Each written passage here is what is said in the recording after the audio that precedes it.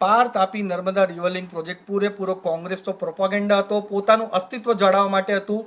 પણ આજે અમારી કેન્દ્ર સરકાર અને રાજ્ય સરકારે પાછું કીધું છે અને રિટર્નમાં પણ આપ્યું છે કે 2022 અને 23માં જ આ પ્રોજેક્ટ રદ થઈ ગયો હતો, ત્યારે પણ રિટર્નમાં આપ્યું હતું. અને 2025 આજની તારીખમાં પણ લેટર ઓફિશિયલી કેન્દ્ર સરકારની જલશક્તિ મંત્રાલયે આપ્યો છે કે આ પ્રોજેક્ટ ત્યારે જ 2022-23માં જ કેન્સલ કરી દીધો અને 2025માં પણ આ કેન્સલ જ છે, એ જાહેરનામું ઓફિશિયલી ડિક્લેર થઈ ગયું. એટલે આજે આ મુદ્દાનો અંત થઈ જાય છે. અને સાથે સાથે જે આ કોંગ્રેસના ધારાસભ્ય ડીપીઆર છે, ગૂગલ કરી લો ડીપીઆર છે, એ ડીપીઆરમાં પણ તમે જુઓ, જે ડીપીઆર વેબસાઇટ પર અવેલેબલ છે એ 28મી એપ્રિલ 2017નો ડીપીઆર છે, કોઈ પણ નવો ડીપીઆર નથી. એટલે જુઠ્ઠાણોનો પર્દાફાશ થયો છે.